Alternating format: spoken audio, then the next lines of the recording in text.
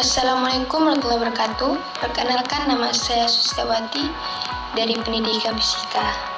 Baik, di sini saya akan menjelaskan tentang sinar ultraviolet yang berkaitan dengan konsep fisika.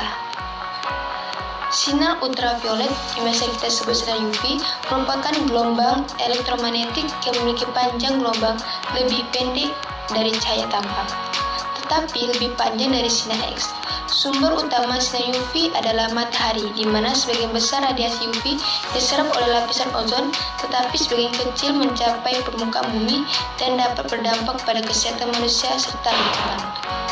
Untuk wilayah di sekitar garis khatulistiwa seperti kota Pontianak menerima radiasi matahari dalam jumlah besar sepanjang tahun ini karena posisi matahari yang hampir tegak lurus. Hal ini memberikan potensi besar dalam pemanfaatan energi matahari, tetapi juga meningkatkan risiko paparan sinar UV berlebihan yang dapat berdampak negatif pada kesehatan manusia seperti kulit terbakar yang bisa disebut dengan sunburn, penuaan dini, dan kanker kulit. Meskipun memiliki efek negatif, sinar UV juga bermanfaat bagi tubuh manusia, seperti membantu produksi vitamin D yang penting untuk kesehatan tulang. Oleh karena itu, pemahaman tentang sinar UV sangat penting agar manusia dapat memanfaatkan dengan tepat untuk menjaga kesehatan dan mengurangi risiko paparan berlebihan. Penjelasan tentang jenis-jenis sinar ultraviolet.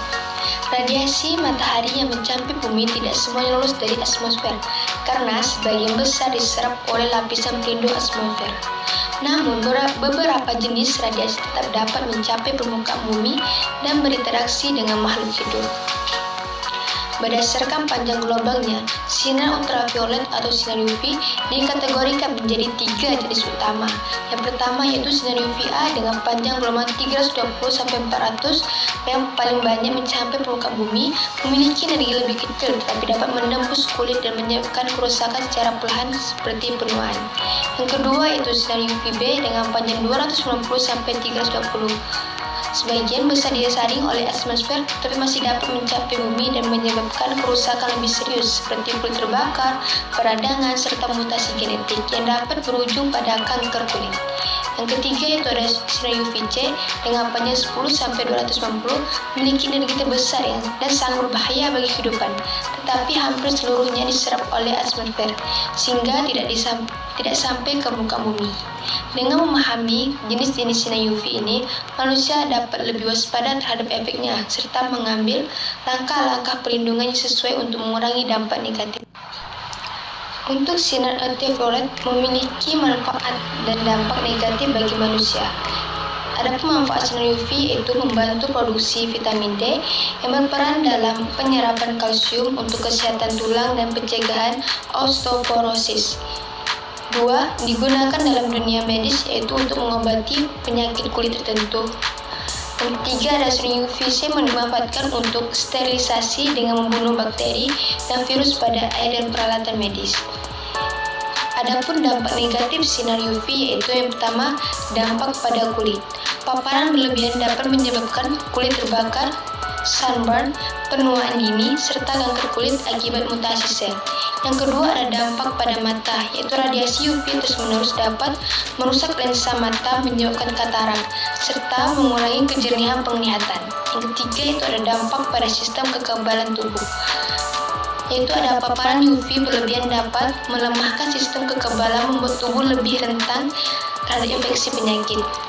Karena sinar UV memiliki manfaat dan risiko pelindungan yang tepat, sangat diperlukan untuk meminimalkan dampak negatifnya sambil tetap mendapatkan manfaat yang optimal. Adapun sinar UV yang berkaitan dengan konsep fisika, yaitu sinar UV atau ultraviolet merupakan bagian dari gelombang elektromagnetik yang memiliki panjang gelombang lebih pendek dari cahaya tampak, tetapi lebih panjang dari sinar X. Sinar ini memiliki energi yang tinggi yang dapat dihitung menggunakan hukum Planck, di mana energi foton berbanding lurus dengan frekuensi gelombangnya. Karena frekuensinya lebih tinggi daripada cahaya tampak, sinar UV memiliki energi yang cukup untuk memecahkan ikatan kimia dalam molekul yang dapat menyebabkan mutasi DNA dan kerusakan sel. Sebagian besar radiasi UV dari matahari diserap oleh lapisan ozon di atmosfer, terutama jenis UVB dan UVC. Mekanisme ini dijelaskan oleh hukum Lambert-Witt yang menunjukkan bahwa semakin tebal lapisan pelindung, maka semakin sedikit radiasi berbahaya yang mencapai permukaan bumi tersebut. Namun, jika lapisan ozon menipis akibat polusi, lebih banyak dari radiasi UV yang dapat masuk meningkatkan risiko kesehatan seperti kanker kulit, gangguan mata, dan melemahnya sistem. Nah, paparan sinar UV atau sinar ultraviolet yang berlebihan dapat berdampak buruk pada kesehatan manusia, sehingga diperlukan upaya perlindungan yang efektif. Beberapa cara utama untuk melindungi diri dari sinar UV yaitu yang pertama, menggunakan pelindung kulit. Tabir surya atau sunscreen dengan SPF tinggi dapat membantu menyerap atau memantulkan sinar UV sebelum mencapai kulit, sehingga mengurangi risiko kerusakan kulit dan kanker. Yang kedua, menghindari paparan langsung pada waktu tertentu. Intensitas sinar UV tertinggi terjadi pada siang hari, sehingga menghindari paparan langsung pada waktu tersebut dapat mengurangi risiko efek negatifnya. Ketiga, yaitu menggunakan kaca atau lapisan pelindung. Kaca dengan lapisan anti-UV pada kendaraan dan bangunan dapat membantu menyerap radiasi UV mengurangi dampaknya pada manusia. Dengan menerapkan langkah-langkah ini, risiko bahaya sinar UV dapat diminimalkan sehingga manusia dapat tetap menikmati manfaatnya tanpa mengalami dampak negatif.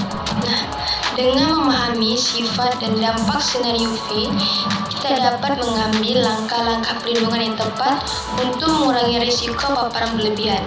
Penggunaan sunscreen, pakaian pelindung, serta menghindari paparan langsung pada waktu tertentu menjadi langkah sederhana, namun efektif dalam menjaga kesehatan kulit dan tubuh. Selain itu, kesadaran akan pentingnya perlindungan dari sinar UV harus terus ditingkatkan agar masyarakat dapat lebih bijak dalam beraktivitas di bawah sinar matahari. Dengan demikian, kita dapat memanfaatkan sinar UV secara optimal tanpa mengabaikan risiko yang ditimbulkan. Sekian dari saya. Terima kasih. Wassalamualaikum warahmatullahi wabarakatuh.